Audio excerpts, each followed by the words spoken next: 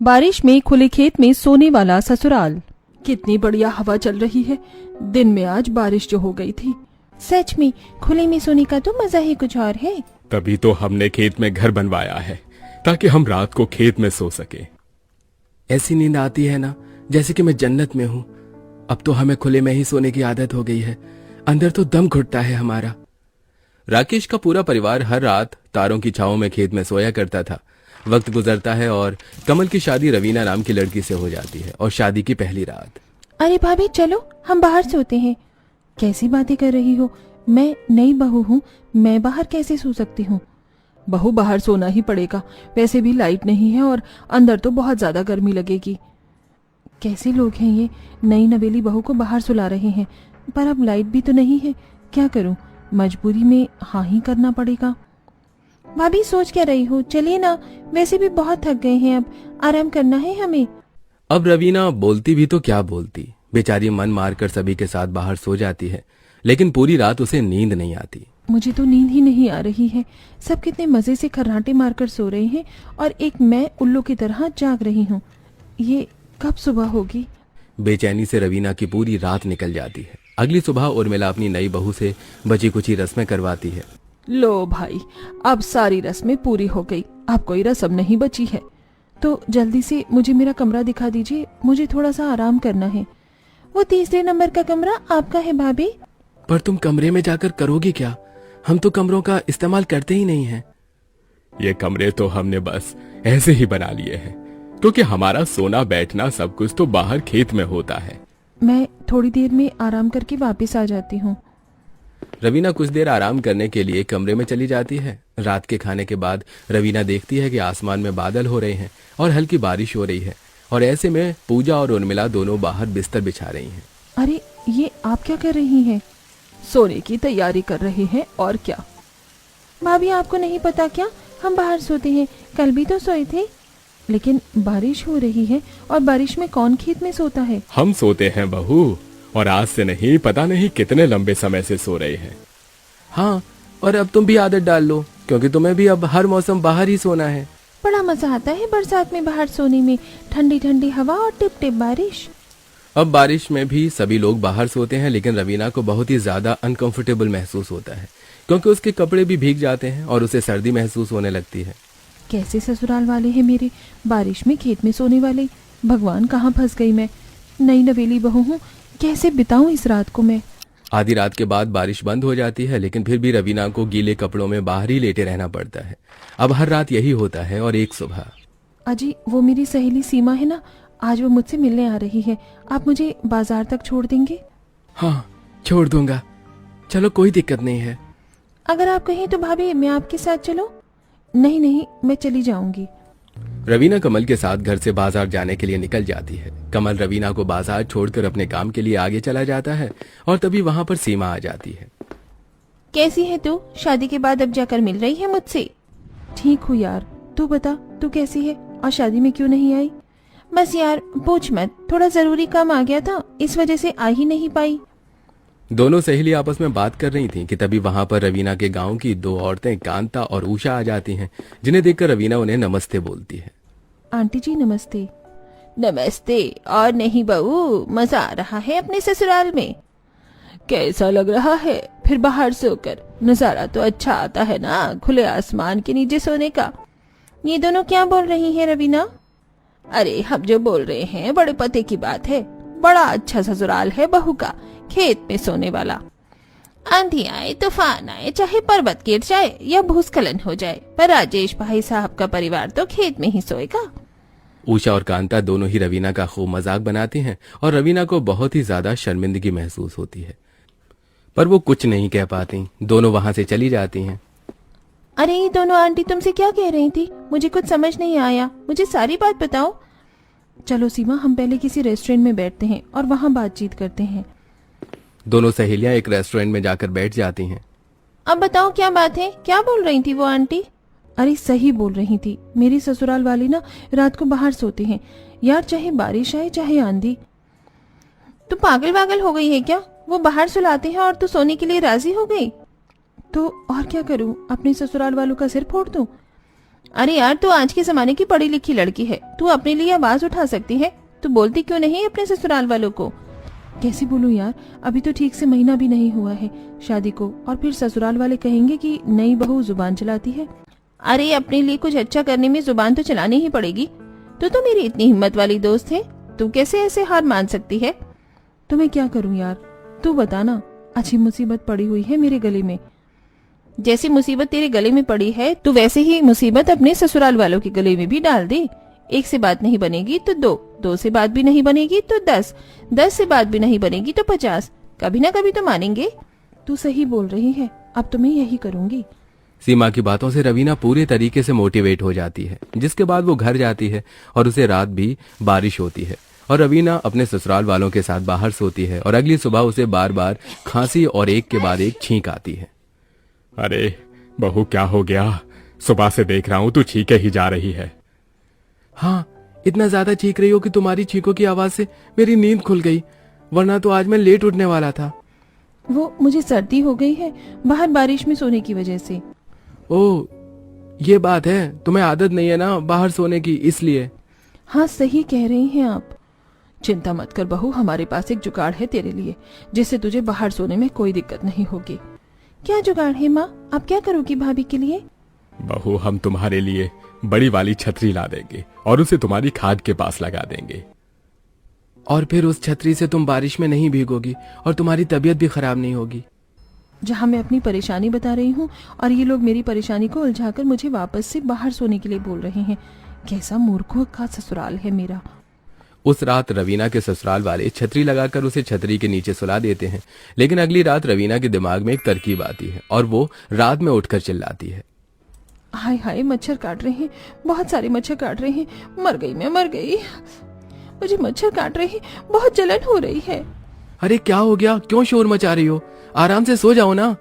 मुझे मच्छर काट रहे हैं, बहुत मच्छर हैं यहाँ पर, अंदर चलिए ना। बहू, थोड़ा हौसला रखो, हम अभी तुम्हारी समस्या का समाधान कर देते हैं।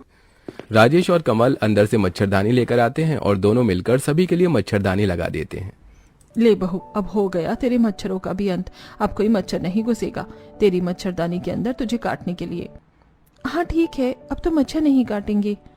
तो अब आप आराम से सो जाओ भाभी, बड़ी नींद आ रही है हमें। सभी लोग फिर से सो जाते हैं, पर रवीना फिर से उठती है और कैंची की मदद से वो मच्छरदानी को जगह जगह से काट देती है। अगली सुबह मच्छरदानी का ये हाल देखकर सभी लोग हैरान हो जाते हैं। अरे ये कैसे हो गया? रात को तो मच्छरदानी बिल्कुल सही थी।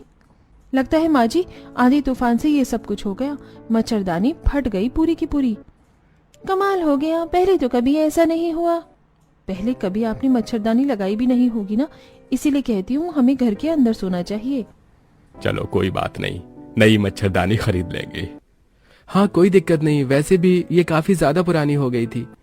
रवीना की ये ट्रिक फेल हो गई। अब रवीना दूसरी मुसीबत खड़ी करने की सोचती है और वो बाजार से एक डिब्बे में बहुत सारे बिच्छुओं को डरते डरते घर लेकर आती है। ओह माँ, ये बिच्छू तो बहुत गंदे हैं। ओह! रात को उन बिच्छुओं को चारपाई के पास छोड़कर शोर मचाती है। बिच्छू आ गए, बिच्छू आ गए, भगवान बिच्छू, हे बिच्छू, हमें काट लेंगे ये सब, उठो जल्दी जल्दी, देखो यहाँ पर कितने सारे बिच्छू हैं। अरे तुम फिर से शोर मचाने लग गई, कहाँ? बिच्छू दिखाओ। वो रहे देखो। घबराओ मत बहू, ऐसे बिच्छू तो हमने पता नहीं कितने देखे हैं, अभी इन्हें हटा देते हैं। हाँ, डरने की कोई बात नहीं है, ये बिच्छू और बाकी कीड़े मकोड़े तो आते जाते रहते हैं। कमल और राजेश मिलकर सारे बिच्छुओं को वहां से भगा देते हैं। ऐसे कैसे लोग हैं ये? कोई भी मुसीबत खड़ी कर लो, सारी मुसीबत का हल निकाल देते हैं। अब तो कोई बड़ी चाल चलनी होगी मुझे। रवीना अपना दिमाग दौड़ाती है और अगली रात जब सभी सो गए थे तभी रवीना अपने मुंह से भेड़िए की आवाज निकालती है।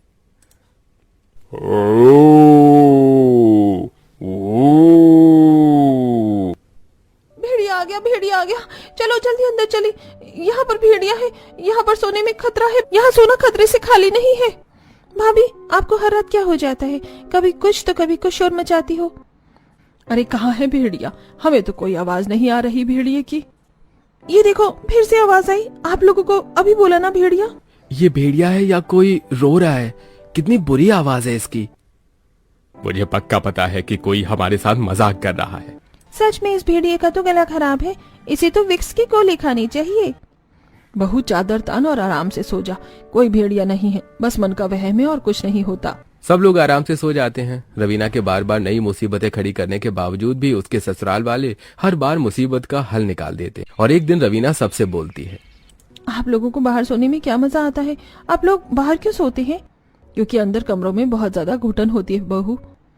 आप कहीं बिजली के बिल से तो नहीं डरते हैं कि अंदर सोएंगे तो बिल ज्यादा आएगा? ऐसा कुछ नहीं है रवीना, पैसे की कमी थोड़े ना है हमारे पास, पैसा तो बहुत है।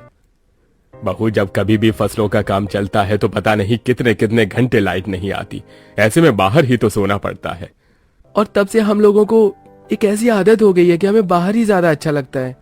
अगर लाइट जाती है तो फिर आप इन्वर्टर क्यों नहीं लगवा लेते? इन्वर्टर भी कितने घंटे निकाल देगा बहू, आखिर में हमें बाहर ही सोना पड़ेगा ना। इन लोगों को कितना भी समझा लो, बाहर सोने का तो इन्होंने मंत्र घोलकर पी लिया है, ये नहीं मानेंगे। एक रात सभी लोग खाना खा रहे हैं और राजेश बोलता है, आज बहुत तेज बारिश हो रही है, आज तो बाहर सोने में मजा आएगा। बिल्कुल सही कहा। अरे जरूरत ही क्या है बाहर सोने की, अंदर सो जाते हैं ना हम सब। भाभी अंदर कहाँ नींद आती है, कितनी गर्मी लगती है और लाइट का भी कोई भरोसा नहीं है, कब चली जाए कब आ जाए। इतने दिनों से भी तो सो ही रहे हो ना, तो अब भी सो जाओ, क्या दिक्कत है सोने में। रवीना की कुछ नहीं चलती और उसे बाहर ही सबके साथ सोना पड़ रहा था। दिन गुजरते हैं और एक दिन सुबह से लेकर रात तक बारिश हो रही थी और रुकने का नाम नहीं लेती। खेत में पानी जमा हो जाता है, पर ऐसे में पूजा और उर्मिला मिलकर खेत में सोने के लिए बिस्तर बिछाती हैं। अरे ये आप क्या कर रही हैं? दिख नहीं रहा बहू, सोने के लिए बिस्तर बिछा रहे हैं और क्या। लेकिन खेत में पानी भरा हुआ है, जरा ये भी तो देखिए ना। अरे कुछ नहीं होता, थोड़ा सा ही तो पानी है, हम कौन सा डूब कर मर जाएंगे इस पानी में। और ये इतना सा पानी तो सुबह तक अपने आप गायब हो जाएगा। कैसे लोग हैं आप? पानी के साथ साथ मच्छर हैं, कीड़े मकोड़े भी हैं, आपको डर नहीं लगता है क्या? किसी चीज से कोई डर नहीं लगता है, बाहर सोना है तो मतलब बाहर ही सोना है। अब खेत में पानी भरा होने के बावजूद भी सभी लोग बाहर सो जाते हैं। रवीना जैसे ही खाट पर लेटती है तो गीली मिट्टी होने की वजह से खाट और अंदर चली जाती है और पानी रवीना के बदन को छूने लगता है। इस खेत में सोने से तो अच्छा है कि मैं स्विमिंग पूल में ही सो जाऊं। दिमाग खराब हो गया है, पता नहीं कैसे पागल ससुराल वाले हैं, इतने ज्यादा बेशरम लोग मैंने पहले कभी नहीं देखे। रवीना गुस्से में उठकर अपने कमरे में चली जाती है और खुद से बोलती है, बस अब बहुत हो गया, अब मुझे कुछ ऐसा करना होगा ना कि ये लोग मेरी बात को काट ही ना पाएंगे और मेरे साथ साथ ये खुद भी अंदर ही सोएंगे। रवीना सारी रात ऐसे ही सोचती रहती है और अगले दिन रवीना सभी से शर्माते हुए बोलती है, मैं आप सभी लोगों को कुछ बताना चाहती हूँ। क्या हो गया बहू, इतना क्यों शर्मा रही है? बता क्या बात है? वो बात ये है ना माँ जी कि आप दादी बनने वाली हैं, मैं पेट से हूँ। अरे वाह, सच बोल रही हो तुम रवीना, दिल खुश कर दिया यार तुमने। बहुत बहुत मुबारक हो भाभी, नन्ना मेहमान आने वाला है घर में। बहू अब घर का कोई काम मत करना, बस आराम करना और अपना खूब ख्याल रखना। रवीना की प्रेगनेंसी की बात सुनकर पूरे घर में खुशियों का माहौल बन जाता है और अब सभी लोग रवीना का खूब ख्याल रखने लगते हैं। ऐसे ही एक दिन रवीना को दिन में बहुत ज्यादा गर्मी लग रही होती है और पसीना से उसके बुरे हाल हो रहे होते हैं। हाय मैं तो मर गई, कितनी गर्मी है, मुझसे इस गर्मी में और नहीं रहा जा रहा है। अरे क्या हो गया, क्यों इतना परेशान हो रही हो? जी मुझे बहुत ज्यादा गर्मी लग रही है और लाइट भी नहीं आ रही है, आप घर में इन्वर्टर लगवा दीजिए। बस इतनी सी बात बहू, आज शाम को ही इन्वर्टर लग जाएगा, घर में तो चिंता मत कर। हाँ भाभी, आपको बिल्कुल परेशान होने की जरूरत नहीं है, लाइए मैं आपके हाथ वाले पंखे से हवा कर देती हूँ। पूजा अपनी भाभी को हाथ वाले पंखे से हवा करने लगती है और उर्मिला अपनी बहू के लिए नींबू पानी बनाकर लाती है और शाम तक घर में इन्वर्टर भी लग जाता है। लेकिन गर्मी अब और ज्यादा बढ़ जाती है और रवीना अब घर में एसी की डिमांड करती है। अगर बहू चाहती है कि घर में एसी लग जाए तो एसी भी लगवा देगी, कौन सी कमी है पैसे की घर में। ठीक है, तो मेरा एक दोस्त है, उसका काम है एसी लगाने का, मैं उससे बोल देता हूँ, वो घर में एसी लगा जाएगा। भाभी अब तो आपको बिल्कुल गर्मी नहीं लगेगी, ठंडक में आराम से सोना। हाँ बहू, अब बस परेशान नहीं होना है तुझे, तेरी आने वाली संतान एकदम भली चंगी होनी चाहिए। सब कुछ होता देखकर रवीना को बहुत अच्छा लग रहा था। रवीना जो भी बोलती थी सभी लोग उसकी बातों को मिनट में मान लेते थे। ऐसे ही एक दिन बाहर बारिश हो रही होती है और सभी लोग बाहर सोने की बात करते हैं। नहीं नहीं, मैं बाहर नहीं सोऊंगी। पर क्यों, क्या हो गया बहू, क्या दिक्कत है बाहर सोने में? अरे माँ जी, मैं बाहर कैसे सो सकती हूँ, बाहर बारिश है, अगर मुझे सर्दी जुकाम हो गया तो मेरे पेट में पल रहे बच्चे पर भी तो उसका असर होगा। बात तो सही बोल रही हैं भाभी। और वैसे भी डॉक्टर ने मुझे मना किया है कि मुझे ज्यादा ठंडक में या फिर खुले में ऐसी जगह से थोड़ा परहेज रखना है ताकि मेरी तबीयत खराब ना हो। तो फिर आप क्या करें, तुम ही बताओ। एक काम करो, आप सब लोग बाहर सो जाओ, मैं अंदर सो जाती हूँ। नहीं नहीं बहू, ऐसी हालत में हम तुझे अकेले अंदर कैसे छोड़ सकते हैं। एक काम करते हैं, हम बहू के साथ अंदर ही सो जाते हैं। उस दिन से सभी अंदर सोना शुरू कर देते हैं और घर में अब इन्वर्टर भी लग जाता है। और जब से सभी लोगों ने घर के अंदर सोना शुरू किया था, तब से सभी लोग एक दूसरे के साथ ज्यादा से ज्यादा वक्त बिताते थे। ऐसे ही एक दिन रात को खाना खाने के बाद सभी लोग कॉमेडी शो देख रहे थे। कितने वक्त के बाद हम सब लोग एक साथ बैठकर मस्ती मजाक कर रहे हैं। हाँ पापा, कितना बढ़िया लग रहा है ना। बाहर तो हमें इतना समय मिलता ही नहीं था। सच में परिवार के साथ बैठकर कोई चीज करने का तो अपना ही मजा है। तभी तो मैं आपसे कहती हूँ कि अंदर सोना चाहिए। भाभी जल्दी से एसी ऑन कर दो ना। रवीना जल्दी से एसी ऑन कर देती है और सब अब घर के अंदर का माहौल बिल्कुल ठंडा हो जाता है। और इस एसी की हवा में तो और भी ज्यादा मजा आता है। बाहर से भी ज्यादा अच्छा लग रहा है यहाँ पर। सब लोग हंसते मुस्कुराते हुए अक्सर दिन बिताने लगे। अब सभी लोगों का रात का खाना खाना हो, शाम की चाय पीना और ऐसी ही कई चीजें घर के अंदर चलने लगती हैं, जिससे सभी लोगों में पहले से ज्यादा एकता और प्यार बढ़ने लगता है। धीरे धीरे सभी को घर के अंदर सोना अच्छा लगने लगता है। वैसे एक बात तो है, हम इतने वक्त से बाहर सो रहे थे, हमें वहां अच्छा लगता था, लेकिन जब से हमने घर के अंदर सोना शुरू किया है तो अब हमें यहाँ पर भी अच्छा लगने लगा है। बिल्कुल सही है, और ये सब कुछ बहू की वजह से ही हुआ है। अगर वो हमें अंदर न सुलाती तो हमें पता ही नहीं चलता। बिल्कुल, भाभी को तो थैंक यू बोलना चाहिए हम सबको मिलकर। अरे ऐसी कोई बात नहीं है। बात तो बिल्कुल ऐसी है, तुम्हारी वजह से ही हम सब फिर से एक हो पाए हैं, वरना हम सब तो अलग अलग से हो गए थे। सबकी इमोशनल बातें सुनकर रवीना को अपने आप पर पछतावा होने लगता है, क्योंकि उसने सबसे अपनी प्रेगनेंसी को लेकर जो झूठ बोला था। सबका बढ़ता प्यार और अपनापन देखकर रवीना से और रहा नहीं जाता। मुझे सबको सच बता देना चाहिए। सभी बहुत ज्यादा भावुक हो रहे हैं। वैसे भी ये सच कभी ना कभी सामने आएगा। मुझे उनकी भावनाओं के साथ खिलवाड़ नहीं करना चाहिए। और वो सबको अपना सच बता देती है। बहू, तुझे शर्म नहीं आई इतना बड़ा झूठ बोलते हुए? तो हम सबकी भावनाओं के साथ खिलवाड़ कर रही थी। अरे कितने सपने थे हमारे। तुझे जरा भी ख्याल नहीं आया कि हमें कैसा लगेगा सच जानकर? मुझे तुमसे ये उम्मीद नहीं थी रवीना कि तुम ऐसा कुछ करोगी। भाभी आपने बहुत गलत किया। मैं तो आपसे कभी बात भी नहीं करूंगी। प्लीज आप सब मुझे माफ कर दीजिए। मुझे अपनी गलती का एहसास है। मुझे ऐसा नहीं करना चाहिए था। मैं जानती हूँ कि मैंने झूठ का सहारा लिया, लेकिन इसके पीछे की वजह भी तो देखिए ना। मैं नहीं सो पा रही थी बाहर। मैं सबको समझा समझा कर परेशान हो गई, लेकिन कोई भी मेरी बात मानने को तैयार ही नहीं था। इसीलिए मैंने ये रास्ता चुना। रवीना के माफी मांगने के बाद सभी उसे माफ कर देते हैं। कोई बात नहीं, हमें भी थोड़ा समझना चाहिए था, लेकिन अब हमें भी अंदर सोने में अच्छा लगता है। आगे से हम सब भी एक दूसरे को समझेंगे और कोई किसी से झूठ नहीं बोलेगा। नहीं, कभी भी नहीं। इस तरह परिवार में सब ठीक हो जाता है और उस दिन के बाद से सभी अंदर सोना शुरू कर देते हैं।